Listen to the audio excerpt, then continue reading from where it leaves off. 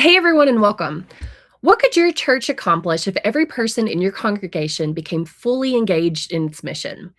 Many people consider a church their home, but haven't yet taken the next step toward serving, giving, and fully participating. Today, Jeremy Malek, founder of Church Coach Ministries, and Pierce Eaton, senior pastor of First Baptist Church of Texas City, will explore how to bridge that gap. They'll share practical strategies for activating your congregation through a deeper understanding of biblical stewardship and service. We hope today's conversation gives you fresh ideas and practical tools to take back to your church. Before I introduce Jeremy and Pierce, we have a short video to share. Coach Ministries.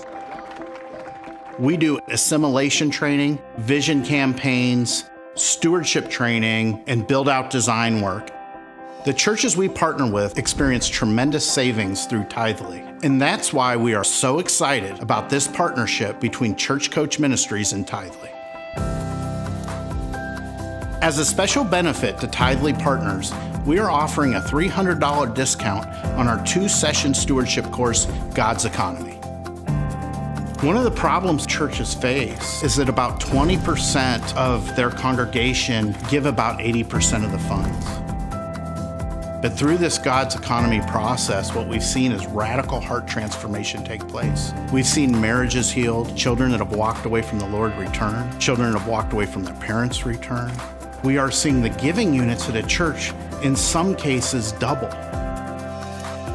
The first session, we're going to talk about what does it mean to be obedient to Christ, not only with our finances, but with our lives. Session 2, we're going to take a look at different types of abundant blessings Christ has for our lives. We're going to talk about abundant finance. It's not prosperity gospel, but God can choose to bless us financially. Abundant relationships. Generous people have a lot of neat relationships. We're going to talk about abundant righteousness. And maybe there's a sin issue in your life and you conquer it for a season and it comes back. It's a vicious cycle.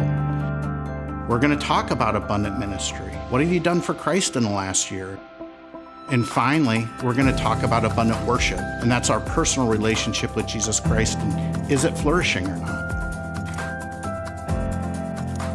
We are so excited to partner with Tithely in your church as well. Please visit us at churchcoachministries.org and use the discount code Tithely to receive your $300 discount on your stewardship course, God's Economy, to lead your church through true heart transformation and see what the Lord has in store.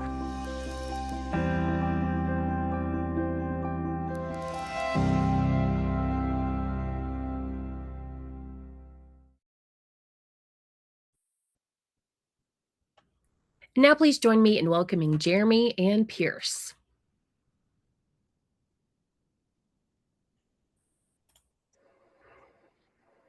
Hello, everybody. It's great to be with you today. And my name's Jeremy Malek. And just a quick little background on myself is I grew up, my father was a church planter, and we had started 7 churches by the time I was 18, and ended up going to college and getting my business degree, and thought I was going to go into a banking career, and did that for about 15 years. And then God put a call in my life to go into ministry. And so I had the opportunity to accept that call in 2007. And I was able to put into practice into the church world a lot of things I learned in the business world. And by 2015, God had called me to help many churches, and so I started Church Coach Ministries 11 years ago. And we've had the opportunity to work with churches all over the country, and it's just been astounding and a lot of fun. And I have Pierce Eaton joining me today, and he'll be sharing a little bit about himself here in a moment. But what I want to do is I want to introduce the topic that we're going to talk about. And I really want to talk to you about what does it look like to activate the 70%.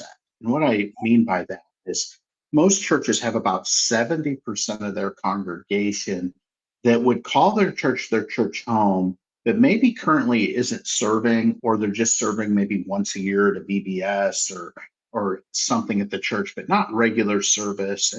And a lot of times that same percentage of people are not actively giving to the church in a generous way. And so I want to dive into those 2 different topics. So the first one that I'm going to start with is I'm going to start with the whole idea of volunteerism.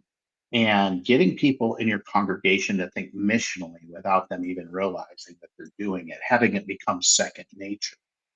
And so, one of the things that I developed early on and brought into the church world is how to build teams within your church without bottlenecks, so that as your church grows, the teams can grow. The other aspect is um, how do we really love people in a relationship with Jesus Christ? How do we get our church prepared to receive unchurched and lost people? And what does that really look mm, like? We encourage churches to pray dangerous prayers.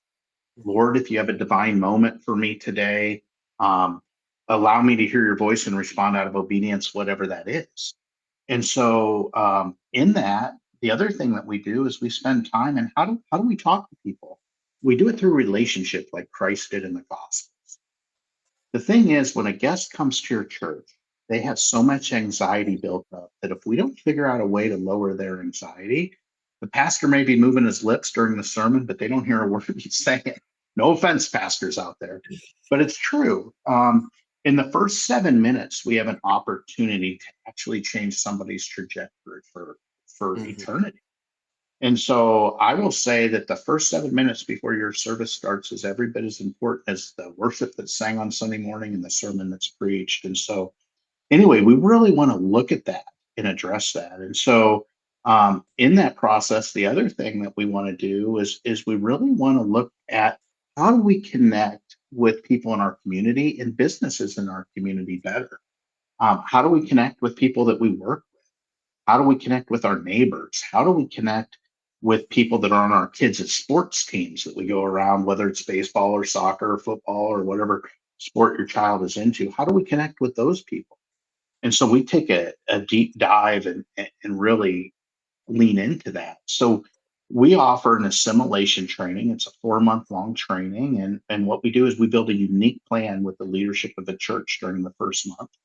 And then after that, we pray over who the leaders of those ministries will be, and we train those leaders. And then we come on site at the church and do a presentation on being prepared to receive unchurched and lost people. And then at that presentation, we recruit the volunteers, and then we train the leaders and the volunteers to launch those ministries. Now, we have seen some of the most amazing stories take place through this process, and Pierce will be sharing about his experience with this process as well. And one of the things is one thing I find interesting is there's this thing called God's economy, what we call our stewardship course. And really, if we get prepared through the power of prayer to receive unchurched and lost people and get in alignment with what Christ is doing in and through our communities, something really amazing happens. mhm, God starts to send people our way. And, whether we're somebody who's planting a seed in somebody's life that will ultimately lead to somebody's salvation, we're playing a role in that person's discipleship process, all the way through salvation and then onward in getting them plugged into the life cycle of the church, creating those moments where they can build upon that relationship with Christ that they have. The second area I want to talk about, and I'm going to turn it over to Pierce. The second area is I want to talk about people's generosity. Most churches, like you saw in the video have 20% of their church supporting about 80% of their church financially. And what we really want to do, whether it's through assimilation or it's through the stewardship area, is we want to activate those individuals into the life of the church. Um, I have a category that I call those folks, I call them pew sitters, whether you have pews or chairs in your church. Those are people who come a little late, leave a little early, and never really get involved. mhm, And so we want to activate that individual through these processes. Now, going back to the stewardship aspect, our stewardship course is very unique. And it's unique because of this is we deal with the heart transformational issues. This isn't get out of debt fast. This isn't get out of debt slow. This isn't focusing on these earthly aspects that are very important to focus on. But they are focused on heart transformational issues. So, like I said in the video, session one really has to deal with what does it mean to be obedient to Christ, not just with our finances, but within our entire life.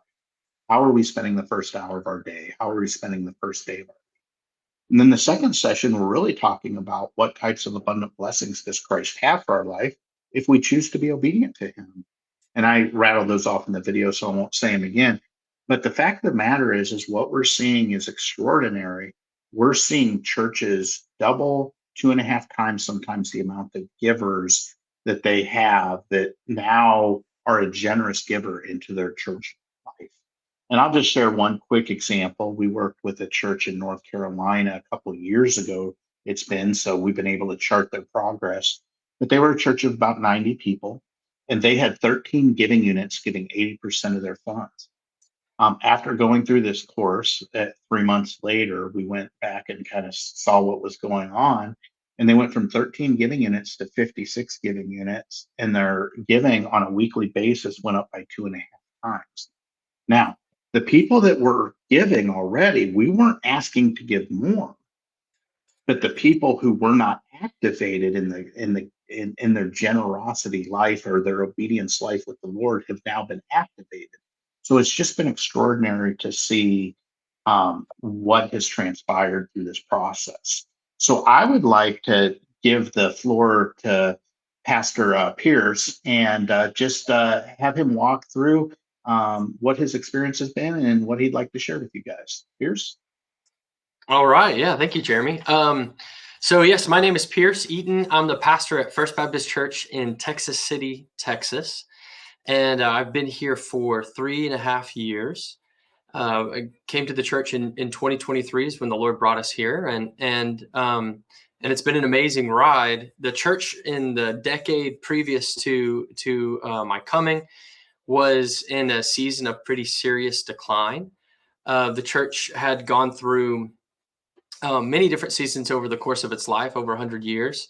But when I arrived, we had just moved into a new building, new facilities, and had been there for about 3 years prior to my coming, and saw the church really stagnate, not see any real growth or any activity in reaching the people in their area. And part of that was because it was following COVID. I know that many of you likely saw similar things happen following COVID, that there was a lack of getting out in the community and engaging the community and reaching the lost. And so when I came, that was one of the first things we wanted to address is how do we engage people? What we knew is that God was sending us guests on Sunday mornings every once in a while, but we weren't doing a good job of engaging them. And that was my first introduction to Jeremy and Church Coach Ministries. We brought them in for the Assimilation training, and quite literally, it was amazing. We implemented a custom made system that would fit our church and our culture and the culture of the people in our area. And one of the things that I loved is that we created a system and an assimilation strategy that would engage the broader church. So, you might have a strategy in your church that, it's welcoming guests or whatever it may be. And you have a small team of people that are a part of that. And I don't know if your church is like mine was at the time before we brought Jeremy and the team in, that we saw assimilation and guest engagement as something for that group of people to do. But the rest of us, we just kind of carry on with our Sunday morning. And this strategy for us, what we did is we opened it up for the whole church and helped them see the vision of how God is using all of us in creating a welcoming environment in our church. And in creating that strategy, we saw phenomenal growth in our church. The Lord kept bringing us people. And we went from, when I first arrived in the church at the beginning of 2023, we went from having around 200, between 250 and 270 or so in attendance regularly on Sunday, to 3 years later, averaging over 600 on Sundays. And it wasn't, there wasn't any one moment where there was an explosion of growth. It was through us consistently reaching the people that God was bringing us, and it's been an incredible ride. And along that, during that process, so we implemented the strategy, the assimilation strategy with Church Coach Ministries. And then the following year, we wanted to launch some new vision and go in a new direction as a church, and we needed to raise some funds to do that. And so we brought in Church Coach Ministries to help us do that as well. And really, it was amazing. The response, far more than I thought, far better and more than I thought we would receive from our church and our congregation. And one of the things that we did is we went through that God's Economy course that Jeremy's bringing up. And one of the things that I love about Church Coach and Jeremy and the whole team is that, what can happen is with bringing in an outside consultant, something like that, bringing in somebody to help you implement a new strategy, to think through things, is, at least in my mind, I always thought that would kind of maybe despiritualize the process. And what I can say for Church Coach and the team is that that's the exact opposite of what I experienced. Jeremy and what he brought in was bathed in prayer and encouraged our church to really seek the Lord and what he has for us, and being obedient to him and his commands and what he desires for his people. And in going through God's economy, one of the things that I loved in seeing in our church is that we went from, I don't have the exact numbers in front of me, we went from having a certain kind of base who are our core givers to many people who I don't keep up with. I don't know the details of all the giving of the church and who gives what. I do that on purpose. However, I have a rough idea of, how many giving units we have and all of that. We went through God's economy and saw a considerable increase in how many people give. And one of the things that was most encouraging to me is that when people went through God's economy, I had several people following that come up to me and say, "Hey, I've actually never given to a church in my life. And going through this made me realize I want to do that now. How do I even do that?" And of course, we talk about giving every week and all that stuff, but I got to walk through that process with those people. And so it was incredibly encouraging to see the people who were attenders on Sunday, who were, as I often say, they were in the bleachers, but we wanted them on the field playing the game. And so it was great to see those people who went from attenders to really involved, not just through giving, but also through serving, seeing that they have a role in the church, and seeing how that begins to shift the culture of the church as well. And so I've gone through the process with Jeremy and the team at Church Coach. It's been wonderful. And we're glad because God has been working and moving in our church in really incredible ways. I'm just happy to be a part of the ride. That's awesome. In working with Pierce's church, one of the most encouraging things was, and still is just how many people lives have been affected through Pierce's ministry and the tools that we brought to the table, and kind of that mix that it's just been real exciting. I could sit here and tell story after story, but it's just been very, very exciting to see. So I appreciate those kind words, Pierce. And in wrap up of this, Chris with Tidely is going to pop up for you the assimilation booklet on the link page that you guys can download, and then also the stewardship piece that you guys can end up downloading. He'll end up putting that in the feed that you guys can grab. And what I want to say, kind of in conclusion, before we kind of open it up to question and answers, is, when we go through this process with churches grow. Mm-hmm. And the purpose is not church growth. The purpose is life transformation, not only for the person we're trying to reach that's in the community, but the people that God already has us serving in our congregation. And one of the stories that just I love, Pastor Pierce's worship pastor, John, shares with me. that there was a gentleman who, it was a husband and wife, and they wanted to be part of the welcome team, but he was a little bit nervous. He was an introvert and just kind of, you know, not really sure of himself. So he kind of watched in the sidelines, and then he got involved in the welcoming process. Mhm. And in this process, he made an impact on somebody's life that when they got baptized, they had mentioned that because of this gentleman and how he welcomed them, that they made this church their church home. And so, it really does get people in your congregation thinking missionally. And so for that, it's just been so rewarding. One other story I'm going to share with you is on the impact you can have on somebody's life in the first 7 minutes. Well, this transpired at the first church I was at. I used to love working the welcome table, and a couple came up and I said, "Hello, my name's Jeremy. I don't believe we've met before." And he said, "Hey, my name's Pete. This is my wife, Mara." And I had prayed that dangerous prayer, and the Holy Spirit made my shoulders go back. And the next thing out of my mouth was, "Pete, what do you like to do?" And Pete said, I love to golf." And I said, "Pete, we're golfing tomorrow." And he said, "Sure thing." So service rolled around, and I got up on stage and gave announcements that week. And Pete made a beeline to me after the service, and he said, "Jeremy, I didn't realize you were a pastor at the church." And I said, "Pete, is that okay? Are we still allowed to golf?" And we had a good little chuckle, and we went golfing on that Monday morning. And this was in 2008. Me and Pete are still friends today. And Pete ended up becoming an elder at the church and a treasurer at the church. And so I just want to encourage you that I didn't do anything special.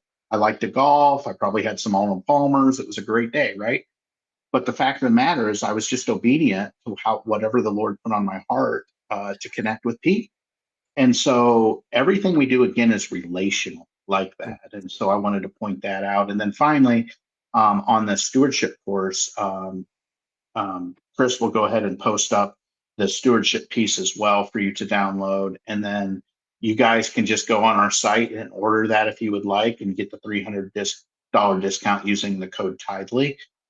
We would love to do that for you. And we actually train your instructors for you. And then you guys get leadership guides and participant guides. You can print them as often as you want, kind of thing. So I would like to open it up. Me and Pierce would be happy to answer any questions you guys may have. But Chris, if you'd like to take over and see if there's any questions out there.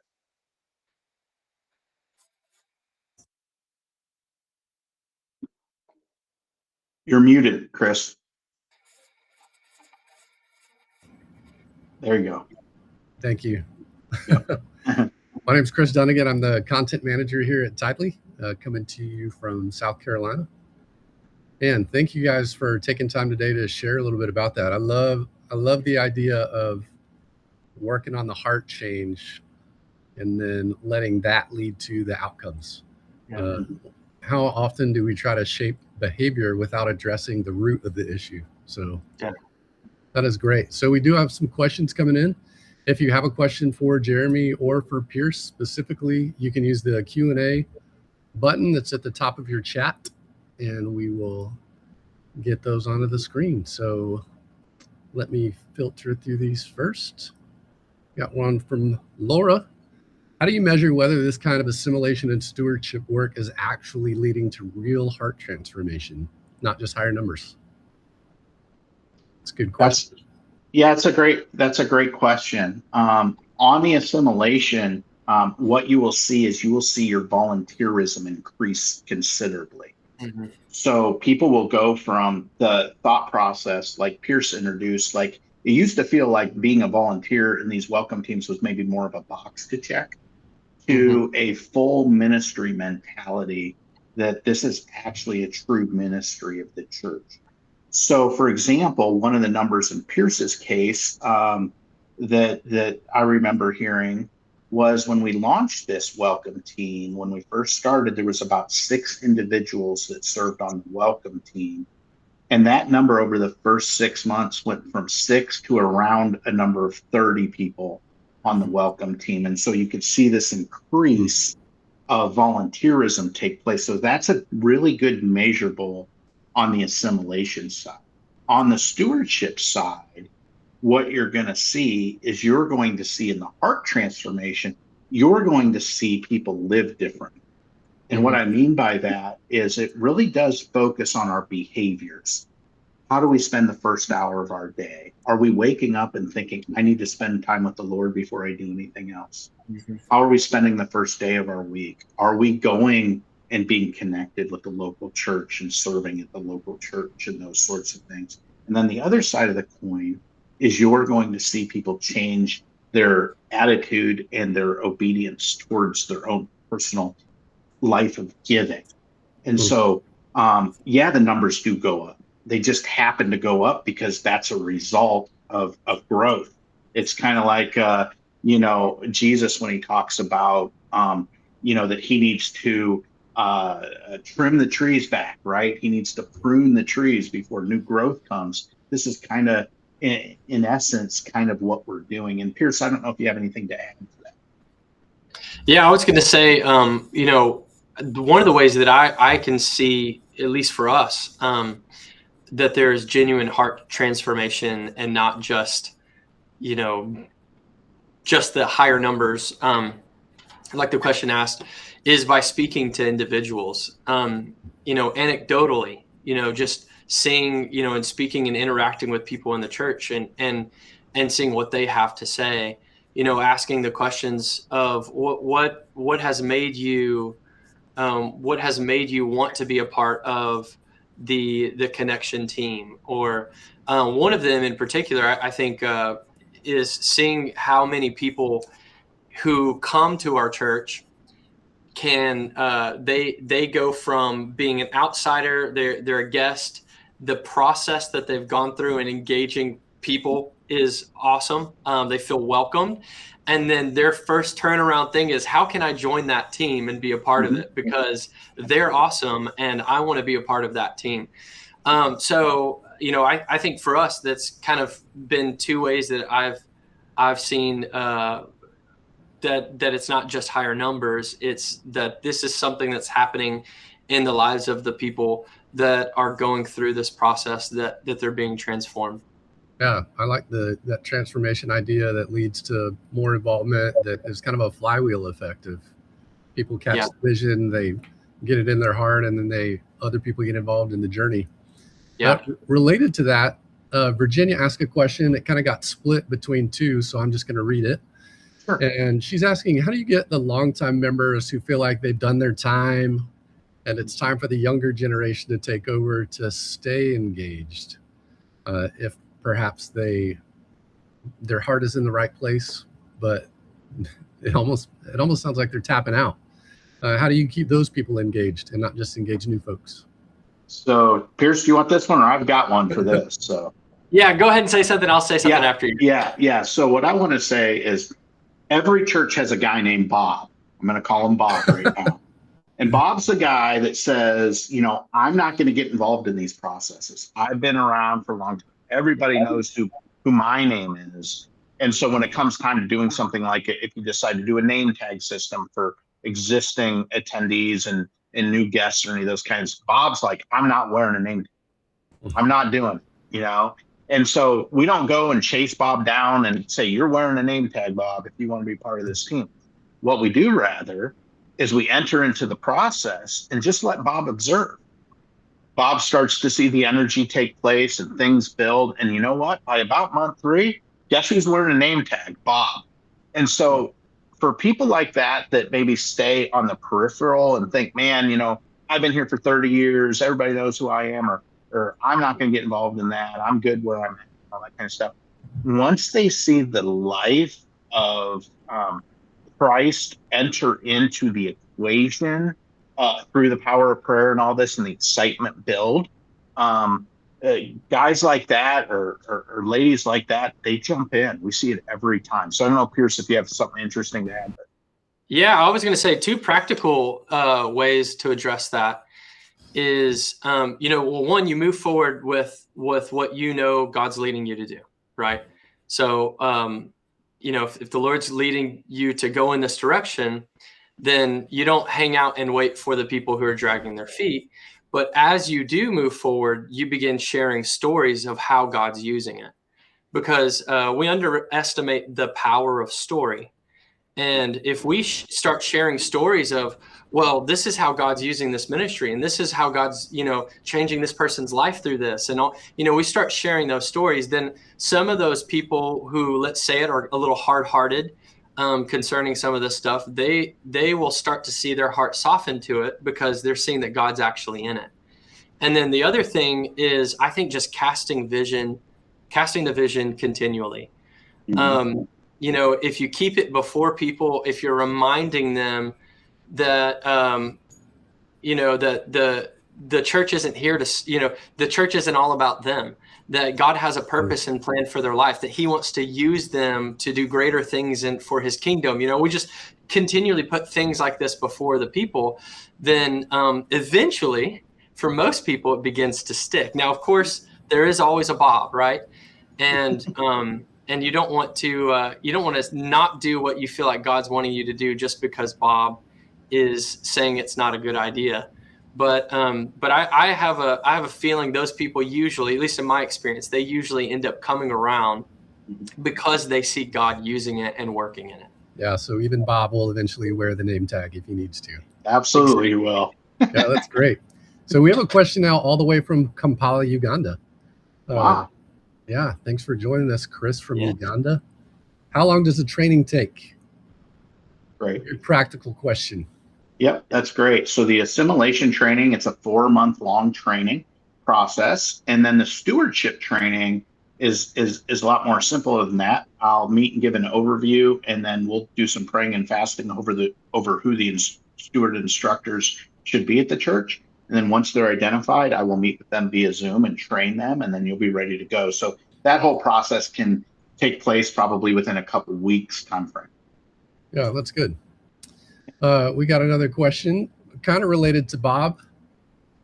How do you keep emphasis on obedience from feeling like you're guilting folks? Yeah. I like that shoulding on them, like shaming them into participation.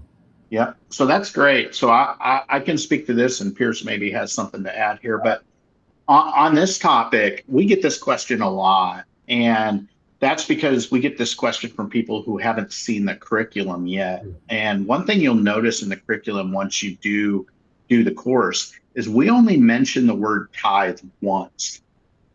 It's not about guilting people into giving, because we even talk about there's 2 ways to block the flow of abundance from Christ. And one of those ways is compulsory giving. Giving because you want me to be happy about it, and that sort of thing. That is a wrong attitude to give out of, so to speak.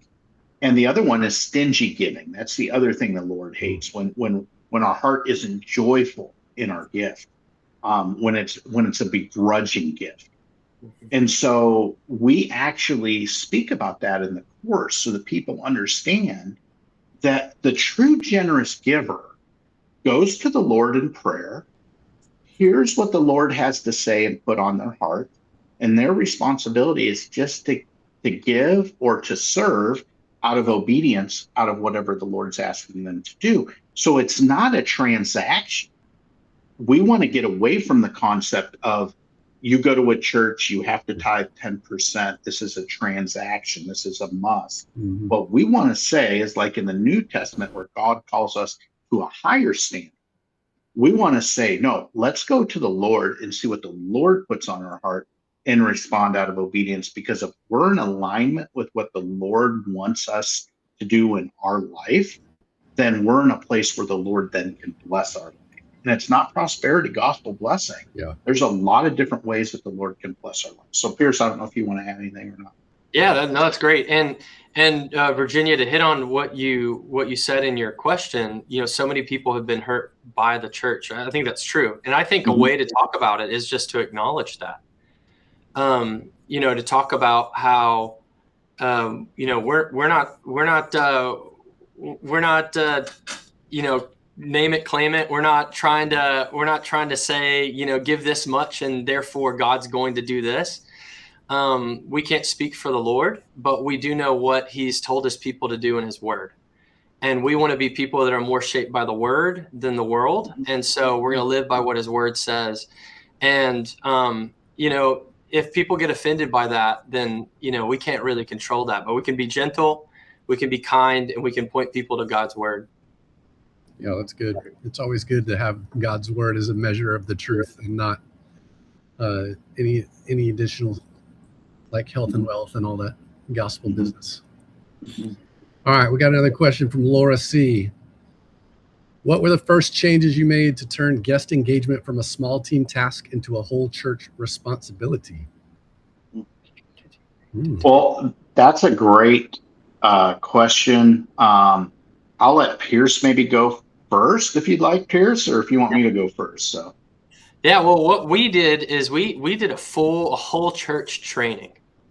What we did is we wanted to cast the vision that being a welcoming church isn't about having a team be welcoming, but instead it's about a culture within our entire church body. That's good. And in order for us to be that, we need to all understand what we're going after as in being a welcoming church and be on the same page. And so we did a whole church training. We gathered everyone together, and we talked about how do we engage guests? How do we recognize a guest? How do we, we just worked through that whole process.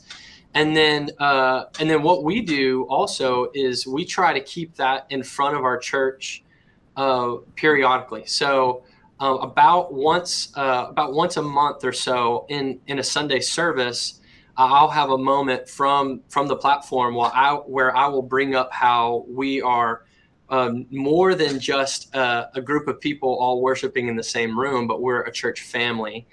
And we long to be welcoming. And I reiterate a lot of that and talk about how we all have a role to play. And so just keeping that in front of our people, I think, has been very helpful for us as well. Any thoughts, Jeremy? Yeah, what I was going to share, and Pierce is dead on, because the process really is to decentralize ministry out of who you would consider your paid staff and raise up new marketplace ministers, lay leaders, if you will, to actually take the reins of these ministries. And what we're doing is we're broadening the base of ministry into the congregation. And by doing this, what happens is now we go from, most pastors out there have a quick list of, oh, there's 15, 20 people I can count on. I ask them to do something, they're probably going to do it. We want to take that list of 15 or 20 people and make it a list of 150, 200 people. We want to split the dynamic of who is actually vested in the church's life cycle with the Lord and the process and the vision the Lord's called the church to. So that's great. Something biblical in that, right? Equipping the saints for acts of service that God's wanted for us to do. Yep, 100%. Yeah, that's awesome. All right, got another question from Laura. For a church that wants to start small, what are the most important early steps to improve both volunteer engagement and generosity? I'll say this. We've worked with a lot of smaller churches, and really it doesn't work any different of whether you're a small church or a large church, and you can take baby steps into this. But the biggest step you have to take first is you have to understand how important it is to get in alignment through the power of prayer of what Christ is doing in and through your community. Mm-hmm. A lot of times as churches, it's easy to get wrapped up in the week to week. Oh, I have to prepare a sermon this week, or the worship leader needs to come up with what they're going to sing on a Sunday morning. And you know as well as I do, after you do that a few years, it becomes a cycle and just a pattern or routine. And so in this process, this goes back to the last question, we have to engage the entire body, the entire congregation into this process, because in getting that preparation or that heart matter right around it, it's kind of like going to the Bob issue, right? If we can get the Bobs of the world, their heart alignment right with what Christ is calling them to do in and through the community, the church actually becomes unstoppable. Yeah. And I think that's what's so important to convey. It's not about numbers. It's about, instead of 5 people at the church actively trying to seek the community, what if 200 people did it? What would that look like? Yeah, wow. And that's really what we're at. So, yeah. Yeah, I would add don't underestimate the power of prayer. Mm-hmm. And taking time to have your congregation pray through this. if there's a prayer focus of, the question of starting small, if you start as a congregation with a prayer focus and say, all right, Lord, how can we be more welcoming to our community? How can we be more engaging? How can we, all of that. If you pick something to pray as a congregation, what you'll find is that the hearts of the collective body all begin turning in the same direction, because the Lord is, Christ is the head, right? And so he's directing us where he's wanting us to go. And there's power in the church seeing that all together, that the Lord is directing his church, and then they're going to get behind it because they see that the Lord's directing their hearts alongside the people they're sitting next to them on Sunday. That's great. What a great encouragement to stay focused on what's going on in the community around you and not just stay on the treadmill of doing church. Yeah. Right. But being the church, equipping the saints, and training them. That's super exciting.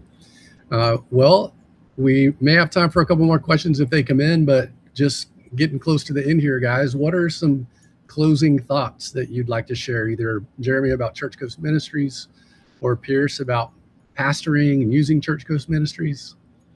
I'll let Pierce go first if you want to say anything. Well, I think first thing for everyone who's watching, just an encouragement to you that the Lord has you where he has you for a reason. He's placed you where he's placed you for a purpose, and he's placed you there and not someone else.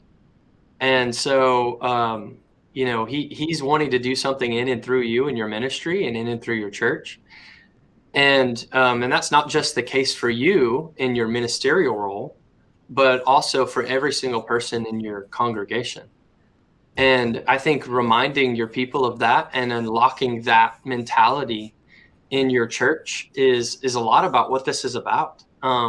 Helping people see that God has a design and a purpose that he's uniquely made them for. And it's all fitting into the grand scheme of what he's unfolding in his kingdom. And we all get to be a part of it. And this is, what Jeremy is talking about with the assimilation strategy and all of it is really it's helping people see that, and that's what we're talking about unlocking, and I think that's something that many people fail to realize. It's very easy to get kind of caught up in the day-to-day work of life, of taking care of the kids, of doing different things, and forget that God's actually working and orchestrating and doing something beautiful in and through our lives.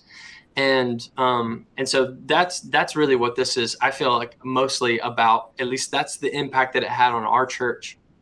And the next kind of level aspect to it for us was that we began seeing people who didn't just see themselves having a role on Sunday morning, but then began actually living as ministers, ambassadors for Christ in our world. And that's how, truthfully, that's how we went from being a church that was running around 250 on Sundays to around 600, is because it went from church being a Sunday morning activity to people seeing that they were made for more than hanging out and waiting for heaven, but that God had a real, genuine purpose for them right now, wherever he has placed them, and equipping them to that end. And so just a reminder for you, and I'll be praying that God uses you guys in awesome ways.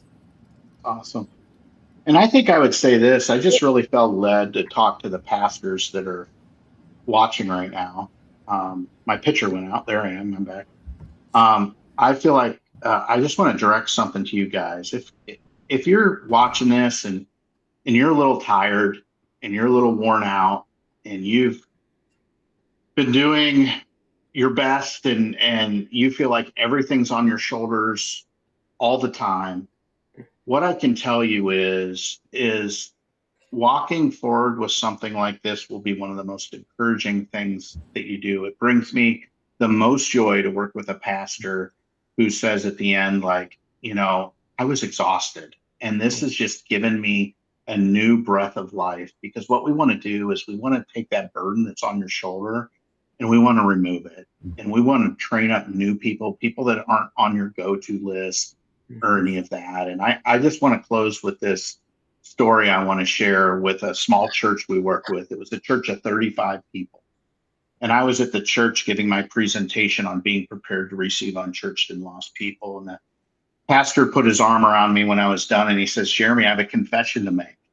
I said, what's that? He said, we haven't had a real guest come through these church doors in 5 years. We have people come at Christmas and Easter with friends, but a guest coming through these church doors just doesn't. So we finished getting prepared. We prayed. We got the teams in place. We got prepared to receive unchurched and lost. And we launched this on the Sunday morning that we launched it. In the afternoon, the pastor gave me a call and he said, Jeremy, you're not going to believe what happened. I said, people showed up, didn't they? They had 5 new families that week. That church today is running over 165 people, healthy, vibrant, active in their community, reaching people for Christ. Mm-hmm. This is not a gimmick. This is not a volunteer role to fill. This is installing a new ministry mindset that has all to do with going through using the power of prayer collectively as a congregation, like Pierre said, to get our body in alignment with what Christ is doing in and through the community. And I'm telling you, when that happens, everything changes. That weight that's on your shoulders goes away. So please reach out. My email address is jeremy@churchcoachministries.org. You can call me. My phone number is 574-527-5472. Happy to take the time and talk with you and encourage you and just see how we can take the next steps to helping you out from wherever you're at. So I hope I hope you'll take advantage of that. And it's just been a pure pleasure getting to spend this time with you. And I'd like to thank Pierce. He's doing an incredible job leading a church in very dynamic ways. And so it's just been a pleasure to watch him grow and the church grow. And it's just been sweet. So, and that's great. Thanks so much, Jeremy, for being here. I'll put that link one more time up there. Remember, you could use code TIDELY for $300 off. Is that correct? That's correct. Yep. Pierce, thank you. Thank you for leading the charge out there on the front lines of ministry in Texas City. Yes. So for each of you that's attended today, we will send you a link to the video to watch if you want to rewatch. We'll also send you a link to the resources direct in your email, so you'll have them ready for you. And we hope to see you again on another Tidely webinar. Y'all have a good day. Awesome. Thank you.